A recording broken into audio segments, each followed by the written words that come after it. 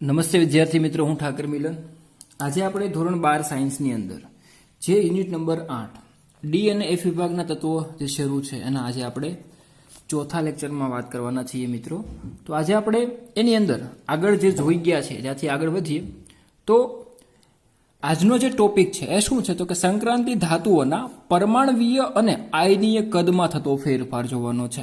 કયા કયા કદની વાત કરવાની છે? પરમાણવીય કદ અને આયનીય કદ. હવે પરમાણવીય કદ અને આયનીય કદ એટલે શું? તો કે જ્યારે સંક્રાંતિ ધાતુ ધારો કે આપણે લઈએ સીયુ કોપર છે, આજે કોપર પોતાની મૂળ અવસ્થા છે ત્યારે તેનો પરમાણવીય કદ આવે, પણ જ્યારે કોપર છે એ +2 અવસ્થા પ્રાપ્ત કરી લે એટલે કે આયનીય સ્વરૂપમાં આવી જાય છે ત્યારે જે એનું કદ છે એને શું કયું કદ કહેવાય? આયનીય કદ તરીકે ઓળખવામાં આવે છે. અને આ બંને કદમાં શું ફેરફાર થાય છે એના વિશેનો આજનો આપણો ટોપિક છે. એટલે જોઈએ આપણે. તો સામાન્ય રીતે શ્રેણીમાં વધતા જતા પરમાણવીય ક્રમાંકની સાથે સમાન વીજભાર ધરાવતા આયનોની ત્રિજ્યામાં ક્રમાનુસાર ઘટાડો થતો જોવા મળે છે. એટલે આયનીય જે ત્રિજ્યા છે એ પરમાણવીય ક્રમાંક વધવાની સાથે ઘટે છે, આપણને ખબર છે. અને આ વિશે આપણે સંપૂર્ણ ડિટેલ્સ 11th અંદર પણ મેળવેલી છે, આવર્ત કોષ્ટક ભણ્યા ત્યારે પણ મેળવેલી છે. અને હજુ કહીએ છીએ કે ભાઈ જેમ પરમાણવીય ક્રમાંક વધે છે એવી રીતના આયનીય ત્રિજ્યામાં શું થાય છે તો કે ઘટાડો થતો જાય છે. આનું કારણ શું છે એને સમજવાની કોશિશ કરીએ. આનું કારણ એ છે કે જ્યારે કેન્દ્રીય વીજભારમાં વધારો થાય છે ત્યારે નવો ઇલેક્ટ્રોન દર વખતે કઈ કક્ષકમાં દાખલ થતો જાય છે? ડી કક્ષકમાં દાખલ થતો જાય. એક્ઝામ્પલ ફોર, આ કેન્દ્ર છે, એસ કક્ષક છે, આ પી કક્ષક છે, ધારો કે આ ડી કક્ષક છે.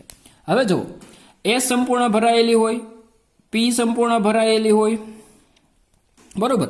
હવે ડીમાં આપણે શરૂઆત કરી તો પરમાણવીય ક્રમાંક આપણે 21 લીધો તો 1 ઇલેક્ટ્રોન ડીમાં છે. 22 લીધો તો 2 ડીમાં છે. 23 લીધો તો 3 ડીમાં છે. 24 લીધો તો 4 ડીમાં છે. જો ઇલેક્ટ્રોન પરમાણવીય ક્રમાંક વધતો ગયો 25, 26, 27, બરોબર, ધારો કે એવી રીતના વધતો ગયો, પણ બધા જ ઇલેક્ટ્રોન કઈ કક્ષકમાં ઉમેરાતા ગયા ક્રમશઃ? તો કે ડી કક્ષકમાં દાખલ થતા છે, જેના કારણે ઇલેક્ટ્રોનની સંખ્યા વધે છે. એની જગ્યા ઉપર ઇલેક્ટ્રોનની સંખ્યા વધે એટલે આમની વચ્ચેનું આકર્ષણ કેવું થવાનું? વધવાનું. અને એના લીધે શું થાય છે તો કે આ જે કક્ષક છે ડી કક્ષક એ થોડીક કઈ તરફ આકર્ષિત થશે તો કે કેન્દ્ર તરફ, કેન્દ્રીય વીજભાર તરફ આકર્ષિત થાય, જેના લીધે જે પરમાણવીય ક્રમાંક વધ્યો એટલે ઇલેક્ટ્રોનની કક્ષા, ઇલેક્ટ્રોનની સંખ્યા છેલ્લી કક્ષામાં વધી. એના લીધે આજે કક્ષક થોડીક સંકોચાય છે. કેવી થાય છે? સંકોચાઈને અંદર તરફ આવી. એટલા માટે આયનીય ત્રિજ્યા છે એમાં શું જોવા મળ્યો? આપણને ક્રમશઃ ઘટાડો જોવા મળ્યો. ક્લિયર? આ વસ્તુ આપણે સમજી ગયેલા છીએ. ઓકે, યાદ કરીએ કે ડી ઇલેક્ટ્રોનની એટલે ડી ઇલેક્ટ્રોન એટલે શું તો કે ડી કક્ષકમાં રહેલા ઇલેક્ટ્રોનની શિલ્ડિંગ અસર ઓછી અસરકારક હોય છે. તેથી કેન્દ્રીય વીજભાર તેમ અને બાહ્ય ઇલેક્ટ્રોન વચ્ચેનો ચોખ્ખો સ્થિર વિદ્યુત આકર્ષણમાં વધારો થાય છે, જેથી આયનીય ત્રિજ્યા શું થાય છે? ઘટે છે. હવે આપણે આગળ શિલ્ડિંગ અસર વિશે વાત કરી ગયા, બરોબર. હવે ડી કક્ષકની શિલ્ડિંગ અસર વિશે વાત કરવાના છીએ. તો ડી કક્ષકની શિલ્ડિંગ અસર કેવી હોય તો કે એની અસરકારકતા કેવી હોય તો કે ઓછી હોય છે. એનું રીઝન શું છે તો કે અંદરના સાઈડમાં છે અને બહારની તરફ એસ કક્ષક આવેલી હોય છે, એટલા માટે. હવે આ જે કેન્દ્રીય વીજભાર છે એટલે કેન્દ્રનો ધન વીજભાર અને બાહ્ય ઇલેક્ટ્રોન વચ્ચે શું હોય? ચોખ્ખું સ્થિર વિદ્યુત આકર્ષણ હોય છે. શું હોય છે? ચોખ્ખું સ્થિર વિદ્યુત આકર્ષણ એટલે એકબીજાને આકર્ષિત હોય છે. એ કેવું હોય છે તો કે વધારે હોય છે. એટલે આ જે આકર્ષણ છે વધારે થવાનું એટલે આ કક્ષક કઈ તરફ આકર્ષવાની છે તો કે આ તરફ આગળ, એટલે છેલ્લી કક્ષક કેન્દ્ર તરફ આવે. કેન્દ્રથી અહીંયા સુધીનું અંતર કેવું થવાનું તો કે ઘટવાનું. એને જ આપણે શું કહીએ છીએ? આયનીય ત્રિજ્યા તરીકે ઓળખીએ છીએ, બરોબર. કે આયન સ્વરૂપ પ્રાપ્ત કર્યું અને છેલ્લો ઇલેક્ટ્રોન છે અને કેન્દ્રથી છેલ્લા ઇલેક્ટ્રોન જે કક્ષકમાં રહેલો છે એની વચ્ચેનું અંતર એને શું કહેવાય? આયનીય ત્રિજ્યા કહેવાય ને. તો હવે આ કક્ષક તો અંદર તરફ દબાણી, સંકોચન અનુભવ્યું તો અંતર કેવું થઈ ગયું? ઘટી ગયું. મતલબ કે આયનીય ત્રિજ્યા કેવી થઈ ગઈ? ઘટી ગઈ. ક્લિયર? ઓકે, આગળ જોઈએ. હવે આવું જ કોઈ પણ શ્રેણીમાં પરમાણવીય ત્રિજ્યામાં જોવા મળે છે. જેવું આયનીય ત્રિજ્યામાં જોવા મળે એવું ને એવું કોનામાં જોવા મળે? પરમાણવીય ત્રિજ્યામાં પણ જોવા મળે.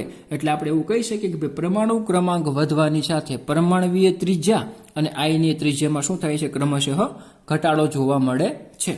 આગળ વાત કરીએ. જ્યારે કોઈ એક શ્રેણીના પરમાણવીય કદની સરખામણી બીજા અન્ય શ્રેણીના અનુવર્તિત તત્વોના પરમાણવીય કદ સાથે કરવામાં આવે છે ત્યારે એક રસપ્રદ મુદ્દો બહાર આવે છે. જો મિત્રો, અત્યાર સુધી આપણે કોઈ એક જ શ્રેણીની વાત કરતા હતા અને આપણે લાઈન આવી રીતના આવર્તમાં જતા હતા, બરોબર છે, સમૂહ જોતા નહોતા. કોઈ એક જ શ્રેણીની વાત કરી છે કે ધારો કે આ 3D શ્રેણી છે એટલે કે ડી શ્રેણીની વાત કરીએ તો એની અંદર આપણે પરમાણવીય કદ અને આયનીય કદની વાત કરી. હવે શું કરીએ છીએ તો કે આપણી પાસે ટોટલ 4 શ્રેણી છે ડી કક્ષકની, બરોબર છે. 3D, 4D, 5D અને 6D. તો આ 4 શ્રેણી છે એમની અંદરો અંદર સરખામણી કરીએ કે 3D ની કોની સાથે સરખામણી કરીએ 4D સાથે, 4D ની સરખામણી કોની સાથે કરીએ 5D સાથે, અને 5D ની સરખામણી કોની સાથે કરીએ તો કે 6D સાથે. એટલે જ્યારે આખી શ્રેણીની સરખામણી એની અનુવર્તિત શ્રેણીઓ સાથે કરવામાં આવે છે, એની અનુવર્તિત શ્રેણીઓ અને એના અનુવર્તિત તત્વો કે 3D નું 5મું તત્વ તો 4D નું પણ 5મું તત્વ, એવી રીતના જ્યારે એમના કદની સરખામણી કરવામાં આવે તો એક રસપ્રદ મુદ્દો બહાર આવે છે. અને એ મુદ્દો કયો છે તો એને સમજવાની કોશિશ કરીએ આપણે કે પ્રથમ સંક્રાંતિ શ્રેણી એટલે કઈ 3D ના તત્વોની સરખામણીમાં, પ્રથમ સંક્રાંતિ શ્રેણી એટલે કે 3D ના તત્વોની સરખામણીમાં દ્વિતીય સંક્રાંતિ શ્રેણી એટલે કે 4D ના તત્વોના પરમાણવીય કદ મોટા હોય છે. ફરી વખત આખું વાંચું છું. પ્રથમ સંક્રાંતિ શ્રેણીના તત્વોની સરખામણીમાં દ્વિતીય સંક્રાંતિ શ્રેણીના તત્વોના પરમાણવીય કદ કેવા હોય છે? મોટા હોય છે. તો કોના કદ મોટા થયા? તો કે દ્વિતીય સંક્રાંતિ શ્રેણીના. ક્લિયર? પરંતુ તૃતીય સંક્રાંતિ શ્રેણી એટલે કે 5D ના તત્વોના પરમાણવીય કદ લગભગ દ્વિતીય સંક્રાંતિ શ્રેણીના અનુવર્તિત સભ્યોના પરમાણવીય કદ જેટલા જ હોય છે. સમજજો, પ્રથમ જે શ્રેણી એટલે કે 3D શ્રેણી છે એની કરતા પરમાણવીય કદ કોના મોટા છે? તો કે એની પછીને એટલે કે 4D ના કેવા છે? પરમાણવીય કદ મોટા છે. પરંતુ જ્યારે 4D ની એની પછીની કક્ષક સાથે એટલે કે 5D સાથે સરખામણી કરવામાં આવે તો એ બેના કદ લગભગ કેવા જોવા મળે છે? જેટલો જ જોવા મળે, પરમાણુ એક જ જેટલો, એટલે કે એક સરખા જોવા મળે છે. અને આ વસ્તુ આપણે આકૃતિ દ્વારા સમજવાની કોશિશ કરીએ તો આપણે સારી રીતે સમજી શકીશું કે એમાં કેવી રીતના કેવા માંગે છે. તમને આકૃતિ આ જે ગ્રાફ દોરેલો છે સંક્રાંતિ તત્વોની પરમાણુ ત્રિજ્યાના વલણો, બરોબર, એમાં તમે આ જે ગ્રીન લાઈન છે એ પ્રથમ સંક્રાંતિ શ્રેણી છે, ડોટ લાઈન બ્લુ છે એ દ્વિતીય સંક્રાંતિ શ્રેણી છે, ડોટ રેડ જેવી લાઈન દેખાય છે તૃતીય સંક્રાંતિ શ્રેણી છે. હવે તમે અહીંયા જોઈ શકો છો આ સંક્રાંતિ તત્વો છે બધા, બરોબર, લખેલા અહીંયા. અને અહીંયા જે છે એ પરમાણવીય ત્રિજ્યા છે ક્રમશઃ ઉપર જતા વધે છે. હવે સમજજો, આ જે પ્રથમ શ્રેણી છે, બરોબર છે, જો તમે એનું પરમાણવીય ત્રિજ્યા છે, બરોબર, અથવા તો પરમાણવીય ત્રિજ્યા પહેલા સૌથી વધારે હતી, ધીમે ઘટતી ગઈ અને પછી નોર્મલ થતી જાય છે. એવી જ રીતના આ ડોટ લાઈન છે આ દ્વિતીય સંક્રાંતિ શ્રેણી, એની કરતા વધારે હશે તૃતીય સંક્રાંતિ શ્રેણીની, આવી રીતના છે. હવે તમે એક વસ્તુ નોટિસ કરો કે જો આ 3D અને આ 4D, તો તમે ચોખ્ખું જોઈ શકો છો 3D કરતા કોણ મોટું છે? 4D મોટું છે, કારણ કે જો ઉપર છે. ક્લિયર? હવે પણ આ 4D અને 5D ની સરખામણી કરો તો લગભગ જુઓ તમે એક સાથે બધા બંધ બેસતા સરખા છે, એક જ સરખા લાઈનમાં છે, બહુ વધારે પડતો ફેરફાર જોવા મળતો નથી. એટલા માટે આપણે એવો શબ્દ કીધો કે જે 3D છે એટલે કે પ્રથમ જે સંક્રાંતિ શ્રેણી છે અને એની જ્યારે દ્વિતીય સંક્રાંતિ શ્રેણી એટલે આજે આપણે કીધું કે પ્રથમ સંક્રાંતિ શ્રેણી છે અને દ્વિતીય સંક્રાંતિ શ્રેણી એટલે કે 3D ની કોની સાથે સરખામણી? તો કે 4D સાથે કરો તો 4D ની જે છે એ કેવી છે? વધારે છે. જ્યારે 4D અને એની પછીની ત્રીજી સંક્રાંતિ શ્રેણી એટલે કે 5D જે છે એની સાથે લગભગ કેવું દર્શાવે? સામ્યતા દર્શાવે છે. આના પરથી ક્લિયર થઈ ગયું. ઓકે મિત્રો, આગળ જોઈએ કે ભાઈ આવું થવાનું કારણ શું? કે ભાઈ 3D અને 4D વચ્ચે ડિફરન્સ છે, જ્યારે 4D અને 5D લગભગ સરખા જેવા કેમ? એની માટેનું રીઝન છે. આમ થવાનું કારણ 4F કક્ષકો માટે નડતરરૂપ બનવાનું કારણ હોય છે. આનું કારણ કોણ છે? તો કે 4F કક્ષકો. 4F કક્ષકો શરૂઆત 5D થી શરૂઆત થઈ જાય, બરોબર છે. 5D કક્ષક આવીને આગળની કક્ષક કઈ હોય? તો કે 4F હોય. આ 4F કક્ષકો 5D શ્રેણીના તત્વોની શરૂઆત પહેલા ભરાવી જ જોઈએ. જો આ બહુ ચોખ્ખા શબ્દમાં કીધું કે ભાઈ 4F કક્ષકો ક્યારે ભરાઈ જવી જોઈએ? તો કે 5D શ્રેણી ભરાય, 5D કક્ષક ભરાય પહેલા કઈ શ્રેણી ભરાઈ જવી જોઈએ? 4F કક્ષકો ભરાવી જ જોઈએ. અને આના લીધે આપણને શું જોવા મળે છે? તો કે આ જે 5D અને 4D ની સરખામણીમાં જે છે એ ઉર્જા લગભગ કેવી લાગે છે? આપણને પરમાણુય કદ સરખા જેવા લાગે છે. આગળ વાત કરીએ તો શું કીધું? તો કે 5D કક્ષક પહેલા 4F કક્ષક ભરાવાના કારણે પરમાણવીય ત્રિજ્યાઓમાં નિયમિત ઘટાડો જોવા મળે છે, જેને લેન્થેનોઇડ સંકોચન કહે છે. મોસ્ટ આઈએમપી ક્વેશ્ચન સ્ટાર્ટ થાય છે અહીંયાથી આપણો હવે કે લેન્થેનોઇડ સંકોચન એટલે શું? તો કે જે 5D કક્ષક છે, કઈ કક્ષક? 5D કક્ષક છે, એની પહેલા કઈ કક્ષક ભરાવી જોઈએ? 4F કક્ષક ભરાવી જોઈએ. અને 4f કક્ષક એ જે શ્રેણીનું પહેલું તત્વ છે એનું નામ છે લેન્થેનોઇડ, લેન્થેનમ, એટલે એના પર છે લેન્થેનોઇડ્સ, La, યાદ રાખજો. એટલે કે 5D કક્ષક પહેલા 4f કક્ષક ભરાવી જોઈએ, અને આવું થવાના કારણે 4f કક્ષક ભરાય છે, જેના કારણે શું પરમાણુ ક્રમાંક તો વધ્યો. પરમાણુ ક્રમાંક કેવો છે? કારણ કે ઇલેક્ટ્રોન તો ઉમેરાણા ને 4f ની જગ્યાએ, 4f માં ઉમેરાણા 5D ની જગ્યાએ, એટલે પરમાણુ ક્રમાંક તો ક્રમશઃ વધ્યો, પણ પરમાણુની ત્રિજ્યામાં નિયમિત રીતે થોડો થોડો શું જોવા મળ્યો છે? ઘટાડો જોવા મળ્યો છે. અને એનું રીઝન શું છે? તો કે લેન્થેનોઇડ સંકોચન. એને શું કહેવાય છે? લેન્થેનોઇડ સંકોચન કહેવામાં આવે છે. લેન્થેનોઇડ્સ નામ આપવાનું રીઝન કે એનું પહેલું તત્વ La છે એટલા માટે છે. જે પરમાણુય ક્રમાંક વધવાની સાથે પરમાણુય કદમાં થતા ક્ષતિ ફેરફાર માટે આવશ્યક રીતે ક્ષતિપૂર્તિ કરે છે. અપેક્ષિત વધારા માટે આવશ્યક ક્ષતિપૂર્તિ કરે છે. એટલે કે આ જે સંકોચન છે એના દ્વારા જ આપણે આ જે પરમાણુય ત્રિજ્યા કે ભાઈ 4D અને 5D જે છે એની બેની સરખામણી કરી તો લગભગ સમાન જેવી રહેવાનું કારણ જો ક્રમશઃ ઘટે છે, પણ એટલી બધી નથી ઘટતી કે જે તફાવત આપણે 3D અને 4D માં જોઈ શકાય એવો થાય.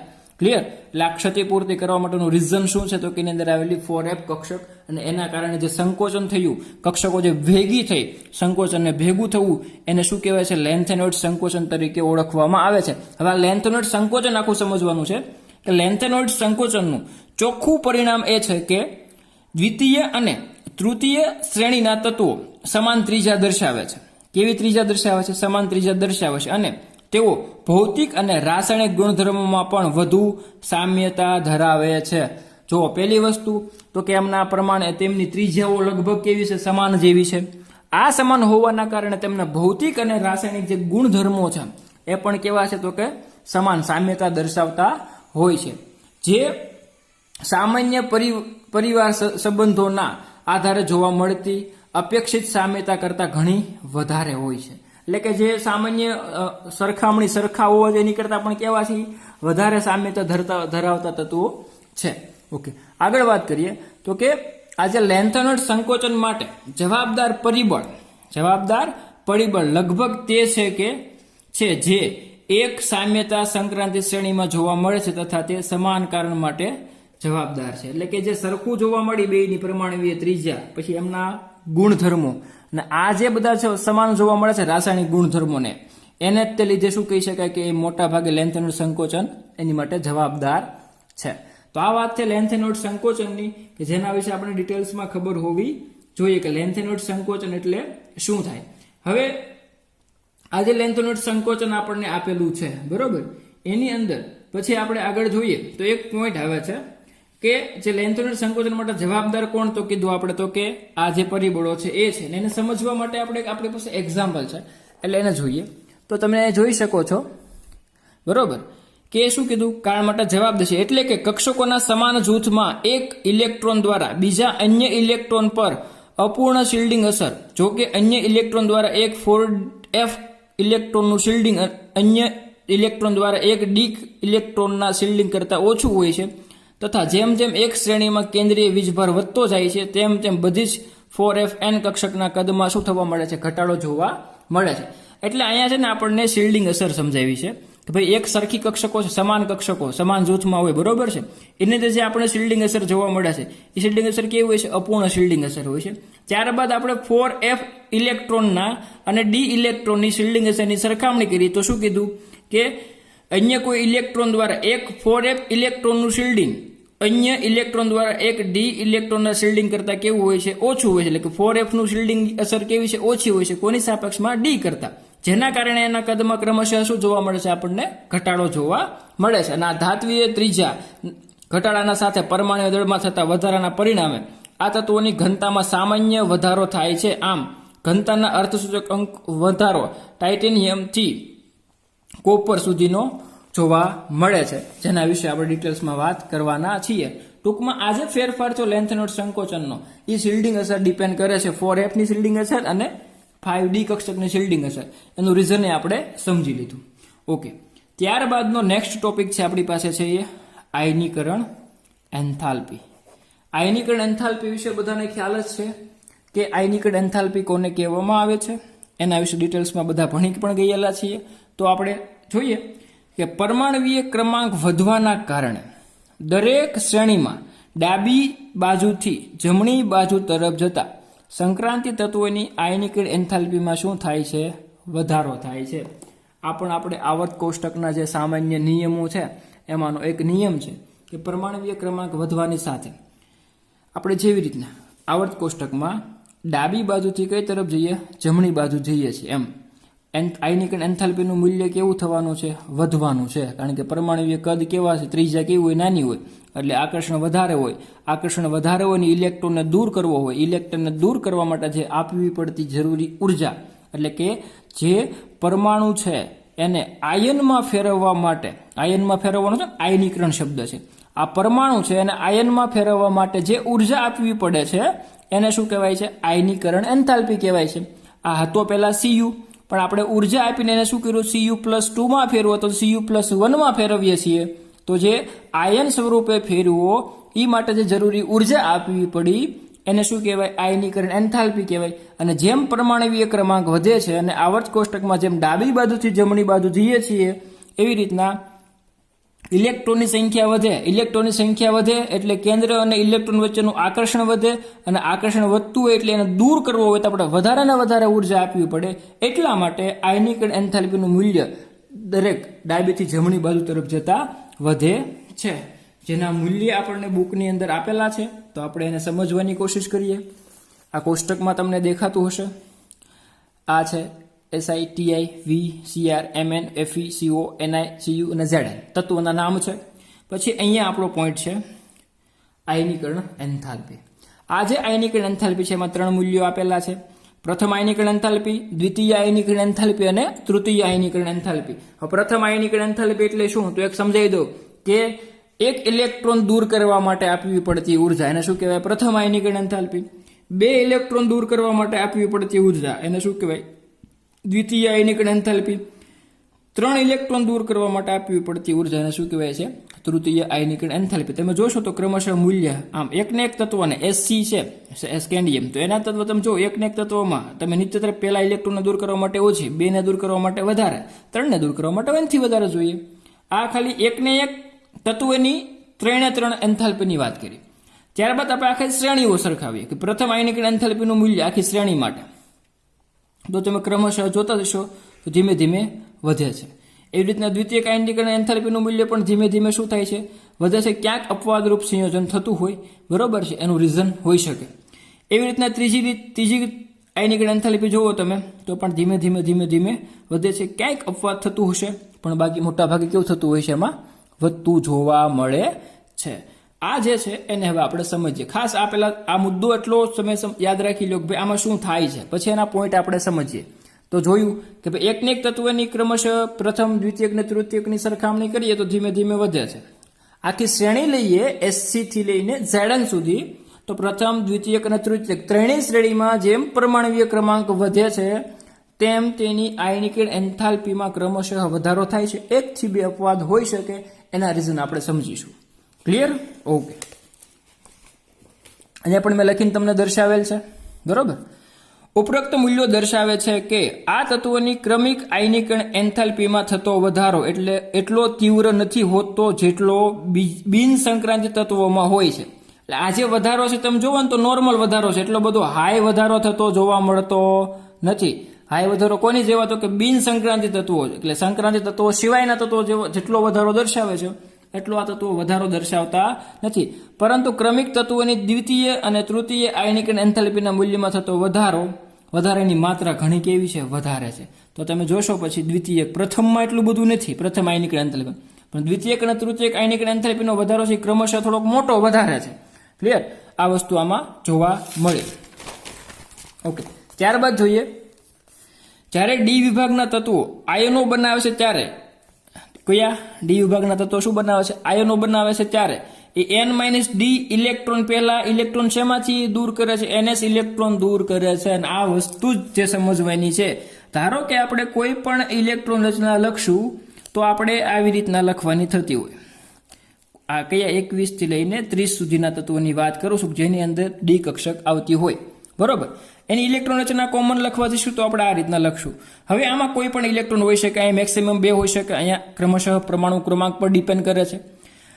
હવે એક વસ્તુ સમજવાની છે કે જ્યારે આ જે ડી કક્ષકની જે ઇલેક્ટ્રોન છે એમાંથી ઇલેક્ટ્રોન જ્યારે દૂર થાય છે તો સૌપ્રથમ દૂર ક્યાંથી થાય છે? પહેલા એસ માંથી દૂર થાય છે, ભરાય છે છેલ્લે ડી માં, પણ પેલા દૂર શેમાંથી થાય છે?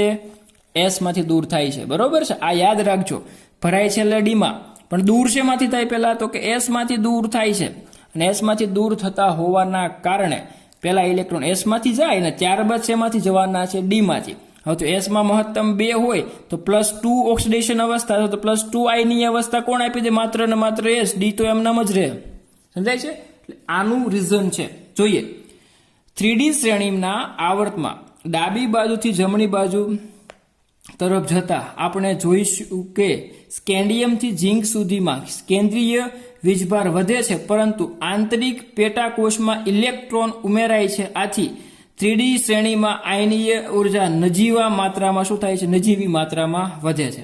એના મૂલ્ય આપણે જોયા કે ભાઈ જે ઇલેક્ટ્રોન છે, જો એક વસ્તુ સમજો, આ 21 થી 30 તત્વોની ઇલેક્ટ્રોન રચના મેં લખી, અહીંયા સમજજો, બરોબર. હવે ઇલેક્ટ્રોન તમે દૂર કરવાનો પહેલા ક્યાંથી દૂર થવાના? અહીંયાથી 4s માંથી. ડી માં તો એમનામ 3 છે, 3 4 છે 4. ડી માં કઈ બહુ લાંબો ફેર પડતો નથી, કારણ કે મેક્સિમમ ઓક્સિડેશન અવસ્થા +2 હોઈ શકે, બરોબર. +3 તરફ લઈ જતો વસ્તુ અલગ રહે, બાકી બધામાંથી એક ઇલેક્ટ્રોન દૂર કરો તો બધામાંથી ક્યાંથી દૂર થવાનો? એસ માંથી નથી દૂર થવાનો, ડી માંથી થવાનો નથી. એટલા માટે છે નજીવી માત્રામાં શું થાય છે? થોડો વધારો થાય છે, વધારે જોવા મળતો નથી. ત્યારબાદ જે આ પ્રથમ આયનિકણ એન્થાલ્પીની વાત કરી, હવે દ્વિતીય આયનિકણ એન્થાલ્પીના મૂલ્યો વધવાનું સામાન્ય વલણ અપેક્ષિત છે, કારણ કે 3D કક્ષકોની જુદી જુદી દિશાઓના કારણે કેન્દ્રીય વીજભારની અસરમાં એક ડી ઇલેક્ટ્રોન બીજા ડી ઇલેક્ટ્રોનનું પરીક્ષણ કરી શકતો નથી.